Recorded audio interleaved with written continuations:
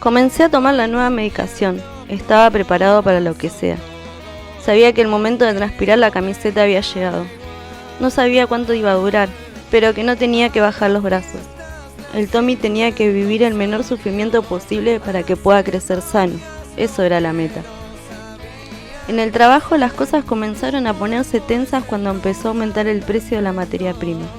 Si bien no teníamos aguinaldo, una vez al año recibíamos un premio de plata por nuestro trabajo. Pero este año no habría premio. Sumándole a que un mes después que nos avisaran esto, hacíamos chistes al respecto, a Jacinto, que operaba el Zamping, lo echaron sin razón alguna, y ese fue el segundo inicio de que la cosa no venía bien.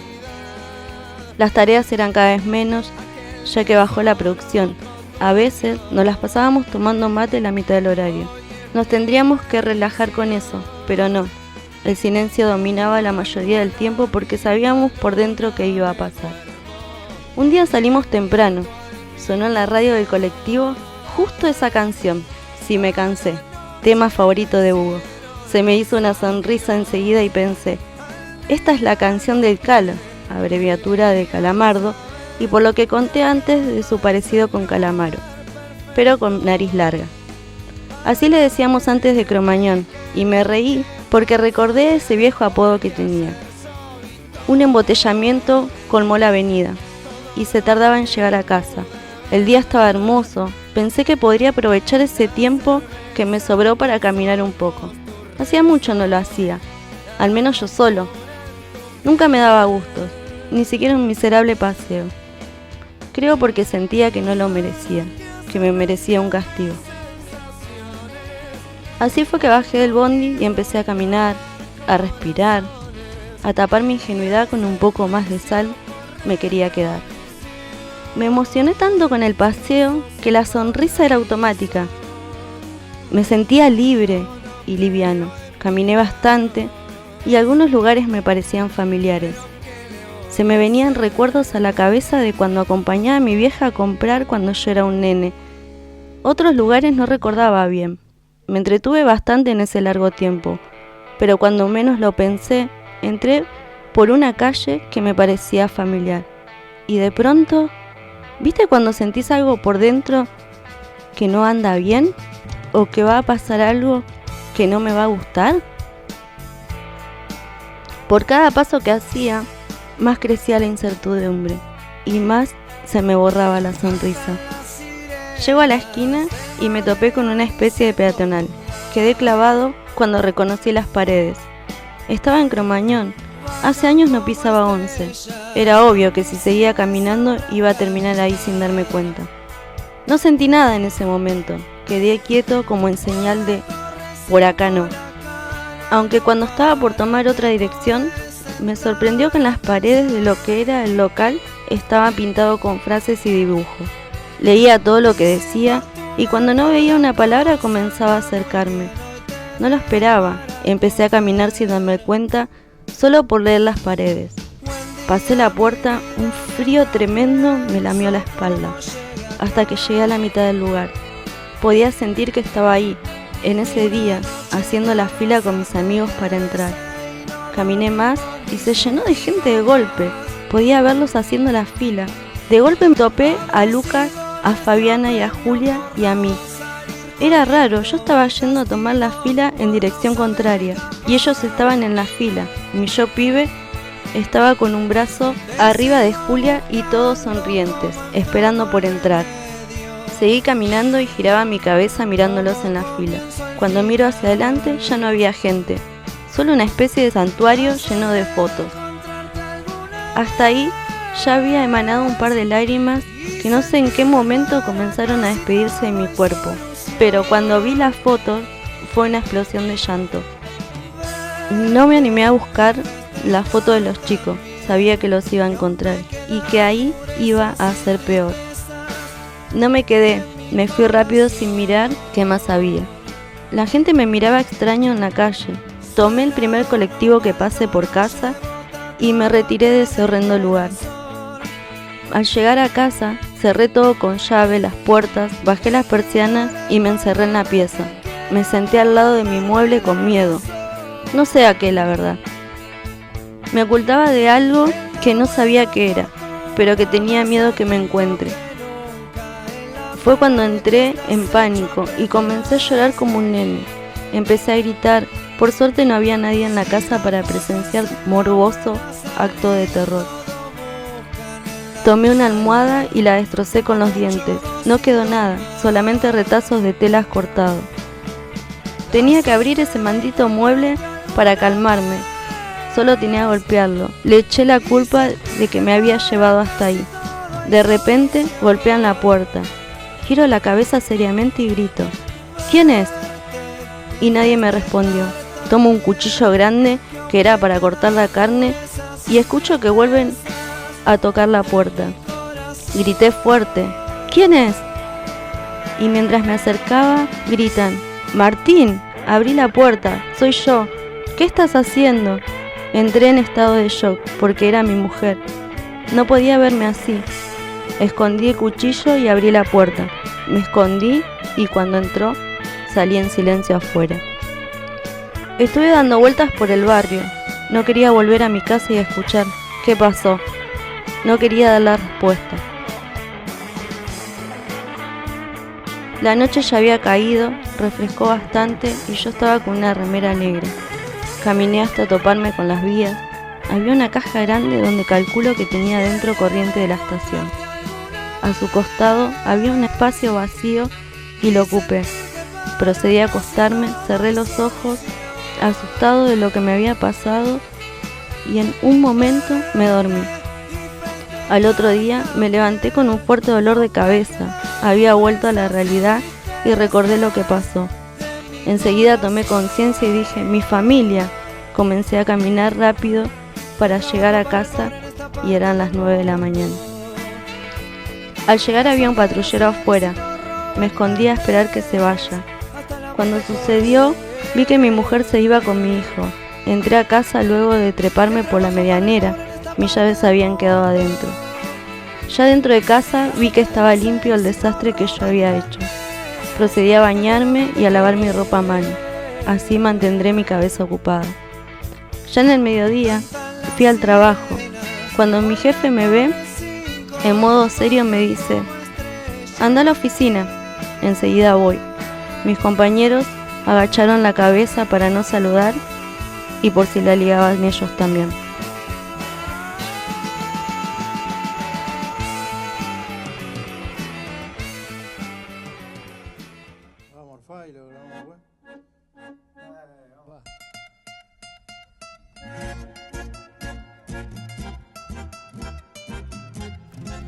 Esperé sentado 35 minutos.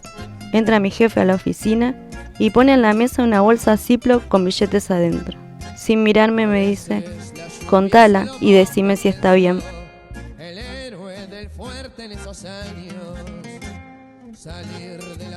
Llegó ese momento que sabía que iba a llegar. Miré a un costado resignado y sin contar la guita le dije: sí, está bien. Me levanté y me fui sin saludar a nadie.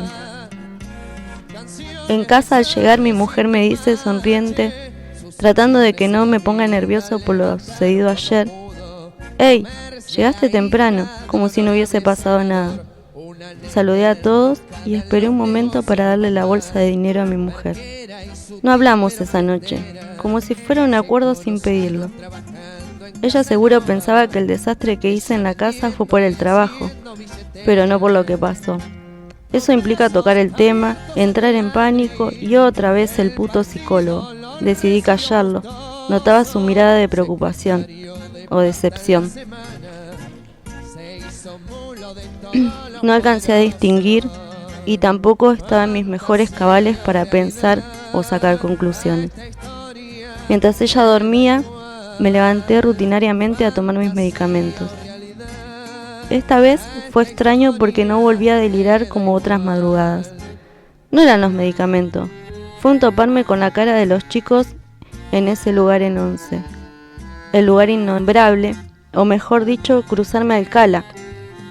Fue como ver algo y que enseguida toda la información que teníamos guardada en algún cajón viejo se cayera y rebote en tu cara. Empecé de a poco a recordar todo en la mente. Estuve parado mirando la nada 16 minutos con ese momento clavado en mi cabeza. Procedí a moverme repentinamente hacia el techo. Fue como si mi movimiento fuese automático, sin pedírselo, y fue así. Terminé en el techo y procedí a sentarme, a recordar ese momento. Comenzaron a llegar a mi cabeza recuerdos lindos, mezclado con lo de esa noche en el Innombrable.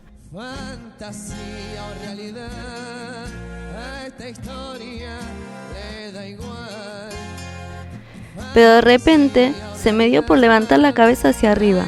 Quedé plasmado porque era una noche estrellada.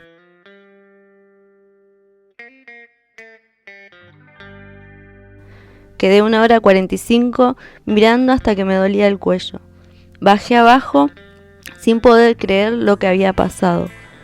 Volví a pisar ese lugar, a recordar ese momento con mis amigos. Volví a ver a uno de los pibes, volví a pasear y volví a mirar las estrellas. Algo estaba pasando, me sentía raro porque era poco habitual. Mi vida después de esa terrible noche cambió totalmente, hasta con mis hábitos diarios. Volver a cruzar a Hugo o Alcala, ya no sabía ni cómo llamarlo, y me peleaba conmigo mismo para nombrarlo porque recordé su viejo apodo de casualidad y de milagro. Cuando lo vi afuera del súper, y sí, eso fue un quiebre de la historia. Me acosté, miré el techo, ahí fue cuando analicé que ya que era un desocupado más, significaba que tendría más tiempo libre, y decidí que para dar el siguiente paso ya tenía el valor suficiente. Lo concretaría al otro día y a solas, abrir ese mueble. Porque jugando al olvido no me quedan inventos. Yo sé que me lleven mucho, pero quiero volver por el resto. Llegamos a 11 con los chicos y ya comenzábamos a cruzarnos remeras de callejeros. Al llegar a la esquina divisamos el trapo de nuestra banda y como siempre el primero que cruzábamos y nos veía llegar era el Cala. Nos saludamos y compartimos el momento como siempre. El calor era tal que se te pegaba la ropa a la piel, más si tenías un jean corto como yo. El aire estaba tan pesado que por momentos la respiración se cortaba. Sumándole a la adrenalina acumulada, era asfixiante.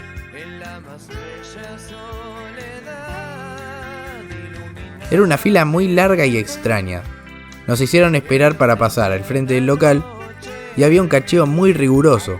Veía cómo le sacaban las zapatillas a los chicos para encontrar la pirotecnia.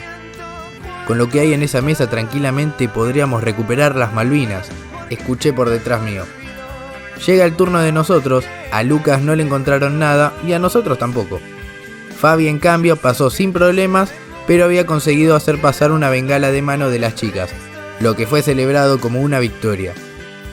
Si antes no había aire, adentro menos. Había muchísima gente y seguía llegando más y más. Fuimos al baño a refrescarnos, pero las canillas no tiraban agua. Habían cortado el agua para que consumamos la de la barra.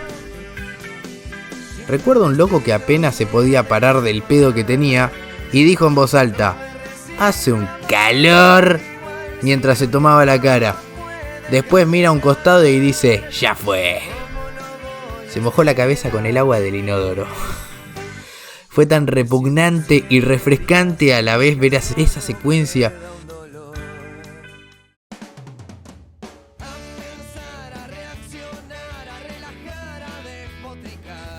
Fuimos a buscar a las chicas, que estaban empapadas de sudor, y comenzamos a ver la escenografía.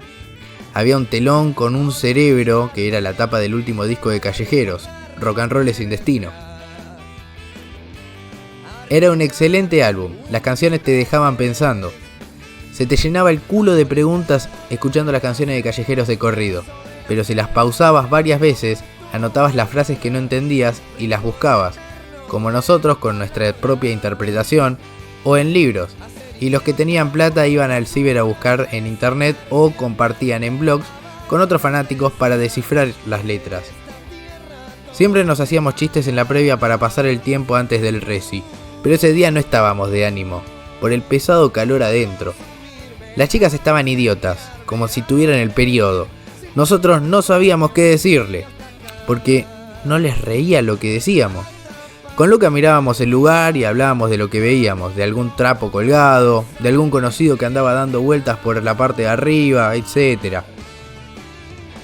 Abrí ojos locos esa noche. No los conocía, solo por nombre. Comenzaron a prenderse bengalas y Lucas no se aguantó y dijo, ya fue. La prendió y fue hacia adelante. El forro sabía la letra de las canciones y no me dijo nada a mí. No me llamó tanto la atención igual la banda y me di cuenta que no era necesario que con los chicos tengamos el mismo gusto para llevarnos bien. Cuando Lucas volvió chivado y con esa cara picarona de cansado, más por el calor que por el pogo, de felicidad yo lo sonreí y al mismo tiempo giré la cabeza en reprobación como diciendo no podés. Pero feliz por él, que lo disfrutó. Eso me generó empatía a la vez en vez de rechazo.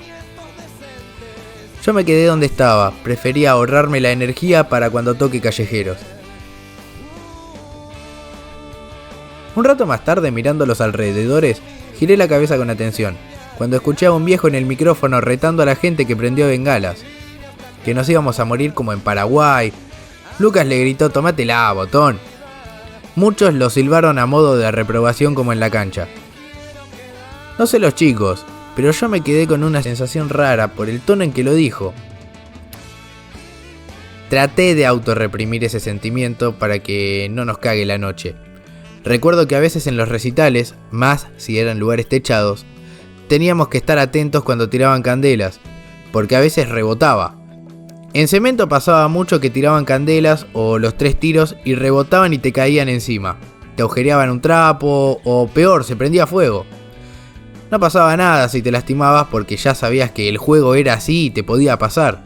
Lo sabían todos, como cuando se empezaron a prender fuego las medias sombras en otros locales por las candelas, lo cual era fácil de apagarlas, hasta con una botella de agua o un meo, literalmente hablando. El juego cambió y pasó a prenderse bengalas de mano, esas que tienen luz para no prender fuego más el local, ya que no tiraban nada a esas. Había gente que no le interesaba a la banda, solo iban a prender pirotecnia, el público mandaba. Al estar tan futbolizado, era como un Boca River con otras bandas y hasta con otros géneros. Mucho no me sumaba a ese juego del bardo porque me parecía una estupidez. Sí, prendí bengalas unas 4 veces y todas en Callejeros. La última vez, recuerdo que fue en Obras. Fue una bengala de barco que la compré vencida a 50 pesos. Cuando la llevé sentí que tenía un misil interbalístico secreto que me vendieron los rusos. Y esperaba el momento exacto porque iba a hacer furor. Y fue así. 2 minutos prendida, ya me quemaba la mano. Era un juego para nosotros. Hasta Fabi andaba con ese juego de la pirotecnia. Encima aparecieron los pibes de nuestro grupo, renegando que le sacaron la pirotecnia, razón por la que demoraron como 1 hora en la entrada. El Cala aparece por detrás y ya encuerado, con la remera sobre el hombro se nos acerca directo y tenía 2 vasos de birra. Nos invita a uno de los vasos, al que lo bajamos en 1 minuto. Estábamos tan jadeados que parecíamos perros. En mi caso, me parecía molleja. Ya me imaginaba que al regresar a casa mi cama iba a estar calentita por la perra. Eso me generaba más calor aún.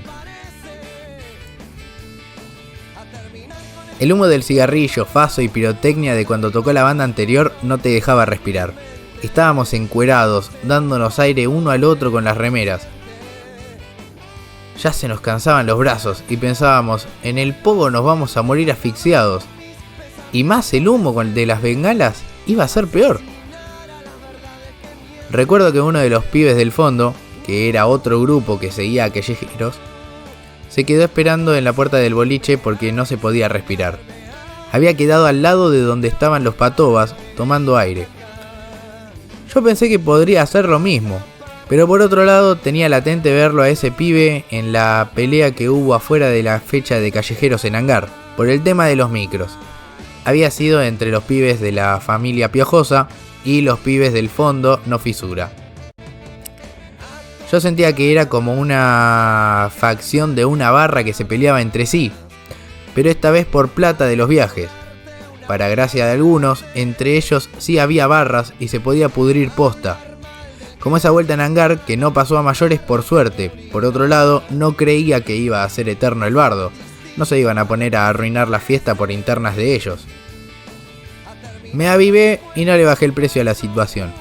Pensé que si iba a tomar aire y tan solo por estar al lado de él aparecían los pibes que tenían bardo con ellos y yo la podía ligar de arriba, era posible. No descartaba cualquier escenario. Por otro lado, de tanto pensar me estaba asfixiando. Cuando me decidí, miré para atrás y estaba rebalsado de gente. Con tan solo mirar arriba y la gente copando las escaleras, ya la respuesta de que era imposible salir era asegurada. Más que nada porque en cualquier momento comenzaban a tocar. Me la iba a aguantar de lo lindo, pero dejé que fluya. Me relajé como si estuviera mar adentro y me dejaron abandonado, estirándome y flotando en el agua. Literalmente eso hice, me dejé que me lleve la marea de gente que ya comenzaba a cantar por callejeros. En ese instante giré la cabeza y vi gente de la familia Piojosa. Recordé el telón gigante que solían extender. Esa noche iba a morir asfixiado. Ya estaba emperrado que iba a suceder y me molestaba. Pero le busqué la vuelta en mi cabeza, que si lo extendían me iba a buscar en el agujero que tenía en ese telón, que está abierto para variar por la pirotecnia, para poder respirar. Todos esos grupos eran como subcomisiones del hincha, pero no todo era bardo como el tema de los micros. Se organizaban para armar fiestas dentro del recital, como salir desde el fondo con esas bengalas que se prendían y apagaban rápido, que usaban los brasileros en las Copas Libertadores. Banderas de palos de Argentina con el logo de las Malvinas. Todo en una canción específica como la de Y no volvieron más, en alusión a los pibes muertos en Malvinas. Cosas así, siempre la fiesta era primordial. Había muchos grupos, organizaban cosas así, estaba bueno. A Córdoba recuerdo viajar con los pibes del fondo y la pasé bomba. Y hablando de pasarlo bomba, se apagaron las luces. Comenzaba el recital y la adrenalina se me elevó hasta los amperios infinitos. Empecé a buscar a los chicos para no perder la tradición que si llegaba a estar en la lista jugando. Intercepté a Lucas desde lejos, iluminado gracias a Dios por una bengala, y levanta una mano, porque sabía que yo estaba en esa dirección. La marea lo llevó para atrás. Seguramente las chicas estaban con él, pero me di cuenta que no cuando me toman del brazo fuerte al costado. Era Fabi diciéndome: Martín, vení, ¿dónde está Lucas? Le dije que allá atrás, que iba a buscarlo y se quedara ahí. Le di un beso a Julia, que por ese momento nos miramos y tenía ganas de quedarme ahí. Pero fui a buscar a Lucas. En eso sale el Pato, toma el micrófono y la gente se volvió loca, queriendo ir hacia adelante. La marea me empujó y me imposibilitaba buscar a Lucas. El Pato en eso, lo primero que dice a la gente, en modo de reto, que la cortemos con las bengalas porque se iba a prender fuego todo. Termina y el viejo loco que nos dijo que nos íbamos a morir prendidos fuegos, presentó de una manera tranquila a la banda. Los músicos comienzan a retocar los últimos ajustes y el Pato nos pregunta que si nos íbamos a portar bien. Algunos le respondimos que no, en modo de broma, y nos reíamos. Me había quedado en el medio. Era imposible en esa instancia encontrar al otro guampa seca. La noche era un desastre, literal. Lo único que tenía que pasar es que se rompa nuestra tradición. No podíamos ser tan boludos. Mis pensamientos se hizo premonición cuando comenzó a tocar la banda. Arrancaron con un tema del disco nuevo. Quedé abajo de un paraguas de esos que llevaban como tipo de la cancha, apretado, sudado, asfixiado. Me reía de mí mismo porque era un desastre todo, y me decanté en dejar que la situación fluya. Recuerdo que el Pato cantó la parte de que en esta tierra todo se paga, a consumirse, a incendiarme, a reír sin preocuparme, hoy vine hasta acá. En eso, cuando dijo esa frase, recién empecé a soltarme y a olvidar la amargura de lo que venía arruinando mi noche. Pero justamente hablando de premoniciones, levanté la cabeza para arriba muy relajado y noto que había algo raro en el techo. Como un reflejo de una luz al lado de un tubo.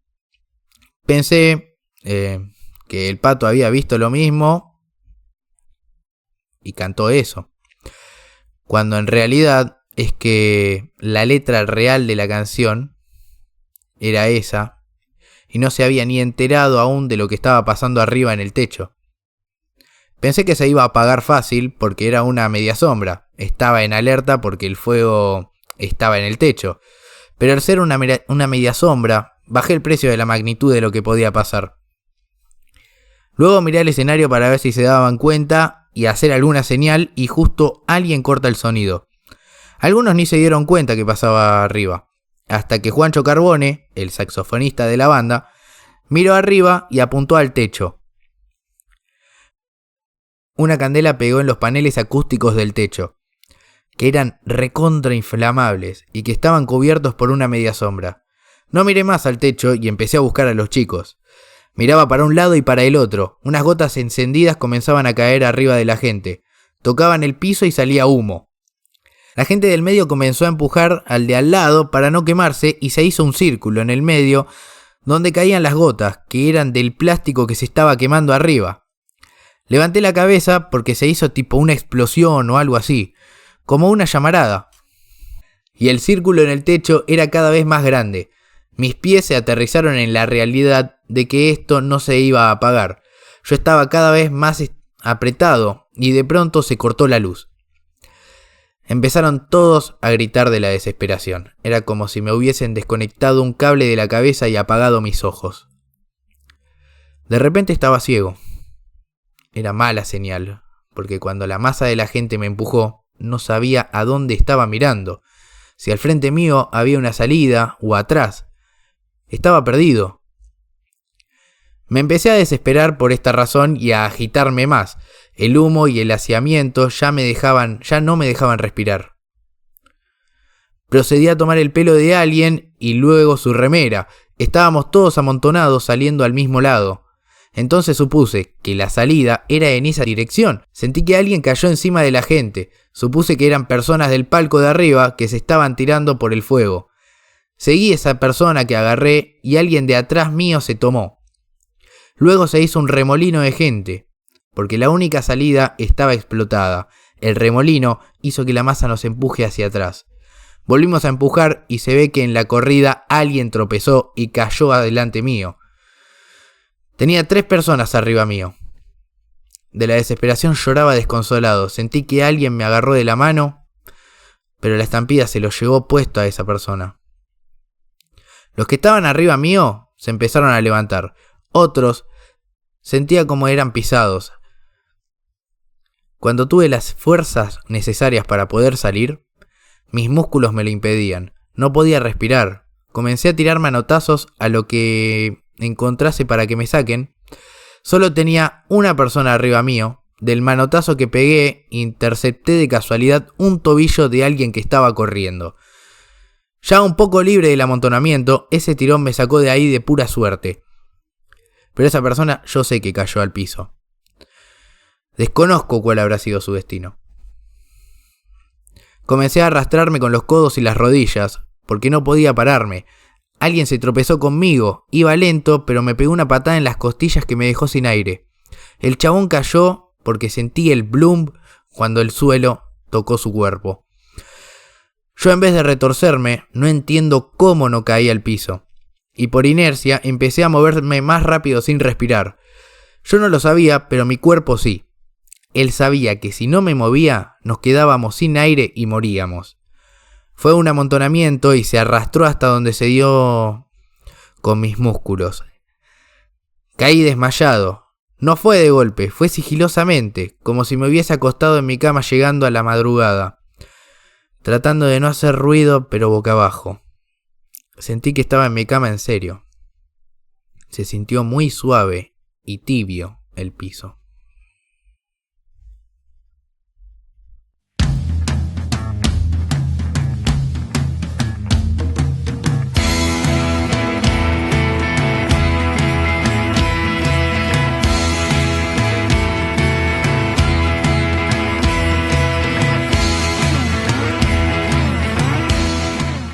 Era una mañana la cual había un sol brillante.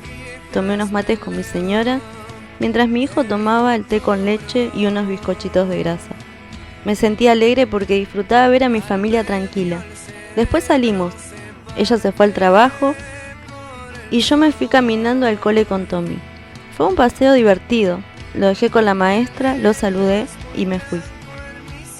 Mi mujer iba a buscarlo después porque tenía que llevarlo al oculista al salir del cole. Ella tenía el auto, así que decidí que era el momento perfecto para lograr mi objetivo. Caminé tranquilo a casa, traté de disfrutar la mañana, pero cada vez que me acercaba a mi hogar comenzaba a terminarse la fiesta.